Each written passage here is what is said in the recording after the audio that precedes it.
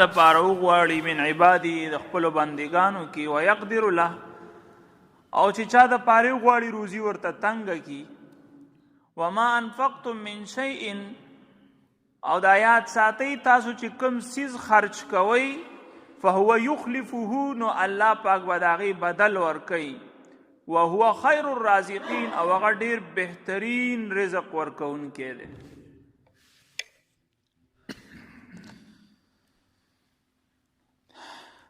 دغه قسم آیت چې دی پرونم تیر شه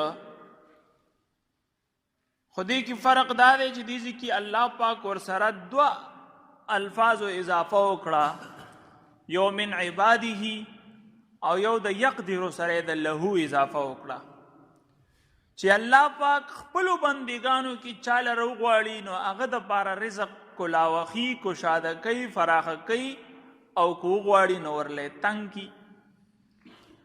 نو هغه د مشرکانو هغه غلطه خبره وه، د هغې جواب مشرکانو ویلو چې موږ سره مال ډیر دی نو موږ الله ته نږدې یو. د هغې جواب کړی چې نه داسې ترتیب نه دی. دې ځای کې الله پاک وایي چې زما بندگان چېرته ذهن کې دا رانه ولي چې دا مال جوړ چې ته په خرچ کولو باندې کمیږي. ان ربی یبسط الرزق لمن یشاء من عباده ویقدر له. دنیا کې الله پاک وایي زما بندگانو کې من بعضو سره مال فراخی ورسره به او بعضو سره به نه. د مال په فراخوالي او په کموالي باندې دا د چا په نیکعملتوب او بدعملتوب باندې دلیل نه دی.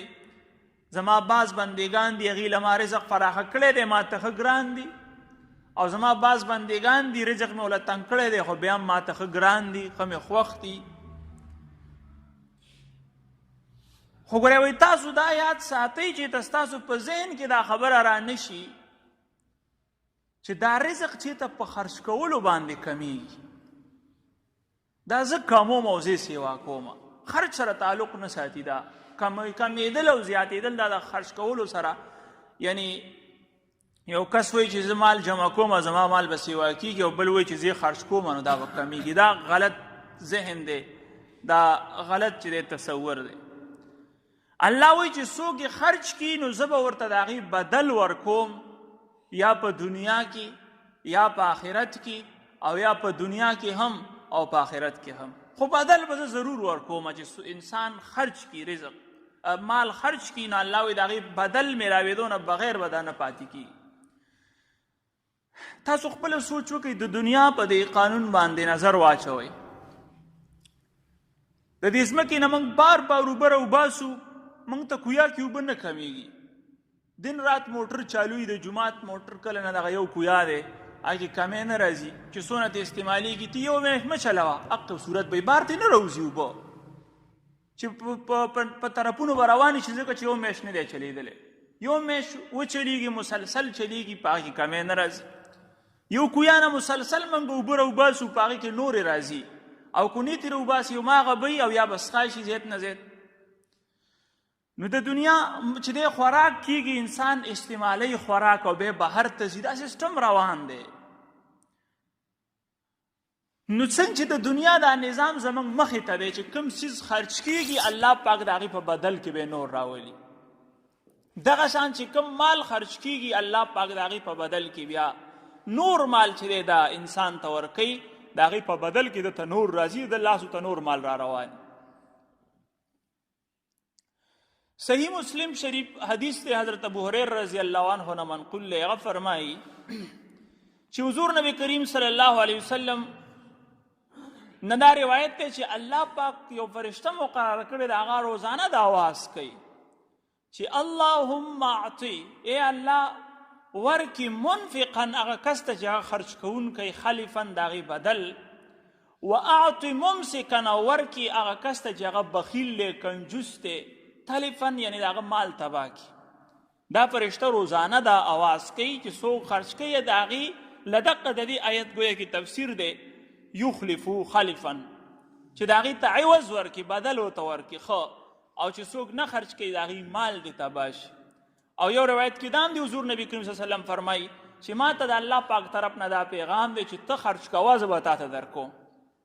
او خپل یو بیبي ته حضور نبی کریم صلی الله علیه وسلم فرمای چې لا توکی فیوکا علیکی، چې ته غوټه مو ورکو، که چېرته غوټه دې ورکړله فیوکا علیکی، برنه به الله پاک چې دې غوټه ورکي، بیا برنه به بیا څه نه راځي چې تا دلته لاندې او بغیر حساب کتابه چې دی ورکوه. که چېرته حساب کتاب د شروع کړو نو برنه هم تا ته حساب کتاب به تا سره کېږي، راتګ به هم په حساب کتاب وي. گویا کې څومره ځي خرج کېږي هغومره په ترتیب سره چې دی او په هغه ترتیب سره را روانه وي.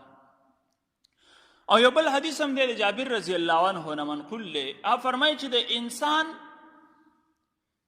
نیک کار دا هم صدقه ده، او که یو انسان په خپل نفس باندې یا په خپل اهل و عیال، په خپلو بچو، په خپلې بیوي باندې خرج کوي، دا هم چې دی صدقه ده.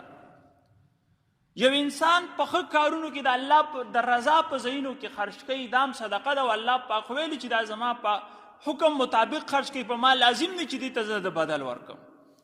او که یو کسی د خپل عزت د آبرو د حفاظت دپاره خرج کوي، نو دا هم چې دی صدقه ده. بیا د جابر رضی الله عنه د هغې یو شاګرد ابن منکدر رحمت الله علیه تعبیر هغه ته تپوس وکړو چې د خپل عزت او آبرو حفاظت دپاره خرج کول د دې څه مطلب دی؟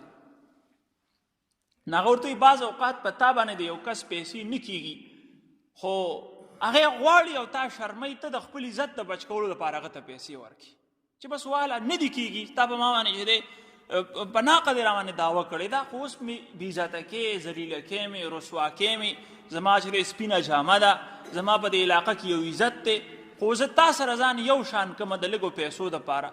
نو هغه د خپل عزت د محفوظ کولو دپاره هغه ته پیسې ورکړي چې بس واله. نو دم دا نیک کار وکړو، صدقې وکړه، ځان یې کم از کم د یو شرپسند د شر نه ځان بچ کړ. نو الله پاک لازم کړي چې هغه انسان ته ورکړي د هغې بدل. د خرج چې دی دا تعلق نه ساتي، یعنی څوک دې دا نه وایي چې ما پیسې په نیک ځای کې خرج کړي، دا دې ونه وایي چې زما پیسې لاړې او بربادې شوې. بی تاسو ما ته ووایئ هغه ابوبکر رضی الله عنه چې ټول مال راوړی او په دیوال یې ملا سو که نه ستن هم پاتې نه شوله. د هغې نه بعد ما ته خو یو حدیث هم دا دی نه دی میلاو، ما ته په یو ځای کې ما چې ته نه دي لیدي چې چا ویلي چې ابوبکر رضی الله عنه څه د هغې نه بعد پیسې نه وي ځکه چې ټول مال یې هلته ورکړی نو بیا ورسره وروسته څه نه و. یو ځای کې ما ته داسې څه نه دي میلاو شوي. ما چېرته دا نه دي لیدلي چې چا ویلي چې عمر رضی الله عنه نیم مال چې دی هغه غزوه کې راوړی و، نو د هغې نه بعد هغه ته بیا ورو ورو کمی کېدو په مال کې یا دا څیز ورسره نه و، بلکې الله پاک د هغې له یو په دوه ورکړو.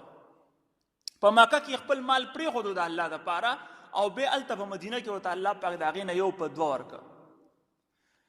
نو مخکې هم تېر شو، پرون هم ضعف لفظ الله پاک استعمال کړی و چې څوک خرج کوي په صحیح ځای کې الله ورته دوګنا چوګنا او بیا یو په لسه یو په اویا او په سوونو باندې الله پاک د هغې اضافه کوي. نو کله ورته الله پاک آخرت ته وساتي د څه حکمت د وجې نه، او کله ورته په دنیا کې هم ورته ورکړي. خو دا مطلب نه دی چې دنیا کې میلاو شو نو آخرت کې به ورته نه میلاویږي. دا یو ډبل انعام دی د سره چې دنیا کې هم ورله بدل ورکړه دا خرج کولو، او آخرت کې به هم چې دی ورله بدل ورکوي الله پاک. نو دا د الله پاک قانون دی، دستور دی چې کوم په صحیح ځای کې استعمال شي. څوک دې په ذهن کې دا نه راولي چې زما پیسې جوړې لاړې. دا زکات ولې وایي؟ یو خو دا په مابقیه مال پاکوي، او یو د زکات معنی دا بړوتري سیوا کېدل، دې سره د انسان مال سیوا کېږي. داسې به ته څوک وینئ نه چې هغه وایي ما زکات ادا کړی دی ځکه چې دی زه پنګال شوی یم، یعنې ما سره څه نشته دی. نو انسان چې زکات ادا کوي د هغه د کنګالېدو یا د هغه چې د غربت تصور نه کېږي. په دغې باندې انسان ته په ظاهره باندې ګرمۍ کې چې دی منډې تړي ووایي، بټۍ وکړي، او په یخنۍ کې چې دی منډې تړلې ووایي، ګاڼۍ وکړي، هغه ته عشر ورکول ګران وي. لکه په ظاهره انسان دی مال ورکوي که نه. نو هغه پنجابیانو مقوله مشهوره ده، هغه وایي چمړي جای مګر دمړي نه جای. هغه وایي چمړه دې پکې لاړه شي خو چې روپۍ د لاس نه لاړه نه شي. نو انسان چې دی دا په ډېر په ګرانه وګټي، ورته ګراني، خو لکه ده ته پته نشته. یعنې ده په خوله خو موږ وایو چلو، خو لکه دا په خپل حال کې راوستل دي دا خبره چې زه پیسه خرج کوم چې زما یقین وي چې د دې په بدل به ماته الله پاک راکوي. بیا خرج کول ګران نه وي، بیا د هغې خرج کول چې دی اسان وي، ګران نه وي. نو الله پاک دا قانون موږ ته مخې ته که چې ان ربي یبسط الرزق لمن یشاء من عباده ویقدر وما انفقتم من شیء فهو یخلفه. الله پاک وایي تاسو څه خرج کوئ ګوره یاد ساتئ چې دې بدل برته در کوم، دا بې ځای نه ځي.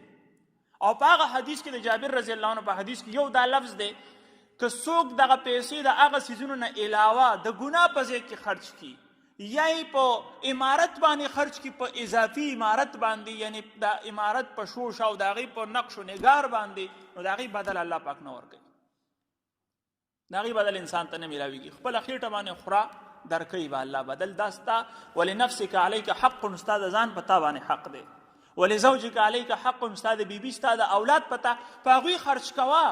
الله وایي د هغې بدل به در کوم، خو که د ګناه په ځای کې د خرج کو بدل یې نشته، الټه ګناه ده. او که په عمارت، په اضافي عمارت، یعنی یو خو چت دی او ځان صورته کول دی، د یخنۍ د ګرمۍ انتظام، دا خو چونکې د انسان د ضرورت سره دي، د دې نه اضافي څیزونه د هغې بدل الله پاک نه ورکوي. ګناه شته نه، هغه خپل تفصیل دی، خو د هغې بدل الله پاک چې دی نه ورکوي دته.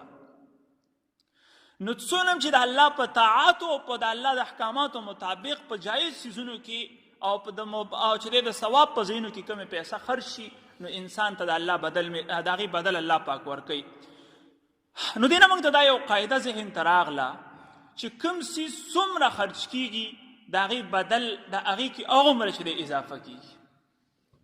د شي خرج چې څومره سیوا دی هومره به د هغې آمدني.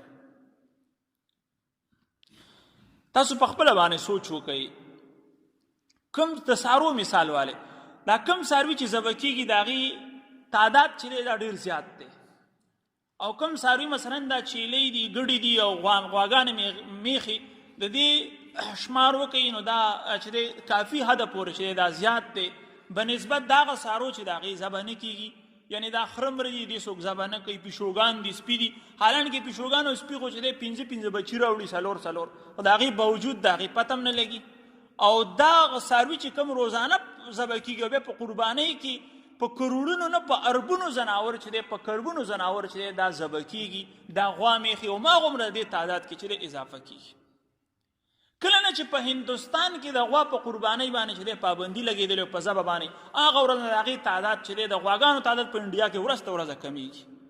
هغوی باقاعده سروې کوي چې کله بنده شوه قرباني د غوا، او هلته عام د غوا غوښه خرڅول چې هلته صحیح نه دي، هغه ذبح هغوی نه چې هغوی ورته مور وایي او د هغې ذبح صحیح نه ګڼي، نو پابندي ده په هغې باندې، ورځ ته ورځ د هغې په تعداد کې چې دی کمی راځي، ورځ ته ورځ پکې کمی راځي.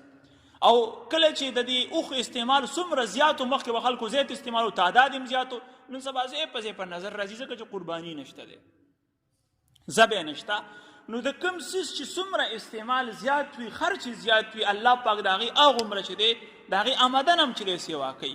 نو دې وجې د بعضو د خلکو دا ذهن چې دا دونه څاروي دا مسلمانان ذبح کوي، نو دا خو به د دې قات راشي، نو دا بالکل فضول خلک دي. تاسو ته په خپله سروې وکړئ، په خپله وګورئ چې د کوم څیز استعمال زیات دی د هغې چې دی الله پاک آمدن او د هغې چې دی الله پاک د هغې نه سیوا رالیږي.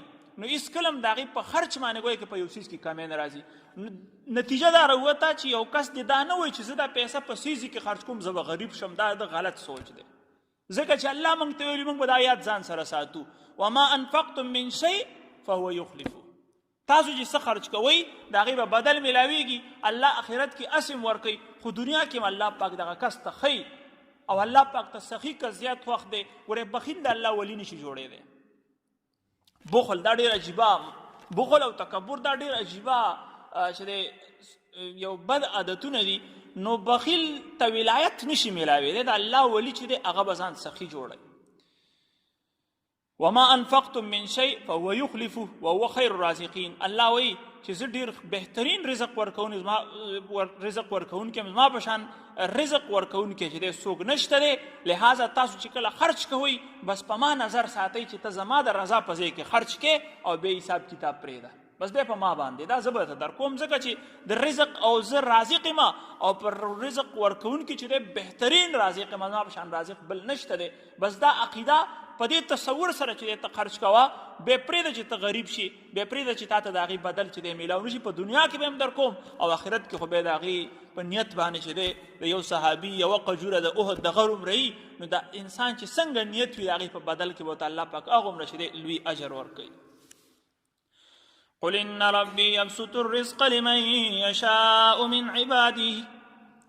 اے پیغمبر تو آیا ان ربی بیشک رب زما یبسط الرزق رزق کشاد کئی فراخ کئی لمن یشاء چی چال رو غواړي من عبادی بخپلو بندگانو کی ویقدر لو دا چی چال رو غواړي هغه د پاره تنگئی وما انفقتم من شیء فهو یخلفه او تاسو چې څه هم خرج کوئ څه څیز هم خرج کوئ فهو یخلفه الله پاک وی د هغې بدل به تاسو ته میلاویږي وهو خیر الرازقین الله پاک وی الله ډیر بهترین رزق ورکوونکی دی تاسو دغه تصور سره او دغه خیال سره چې دی مخکې خرج کوئ الحمدلله رب العالمین والصلاة والسلام على محمد وآله وصحبه أجمعين ربنا ظلمنا أنفسنا وإن لم تغفر لنا وترحمنا لنكونن من الخاسرين اللهم اكفنا بحلالك عن حرامك واغننا بفضلك عمن سواك ربنا فاغفر لنا ذنوبنا وكفر عنا سيئاتنا وتوفنا مع الأبرار اللهم إنك عفو تحب العفو فاعف عنا يا كريم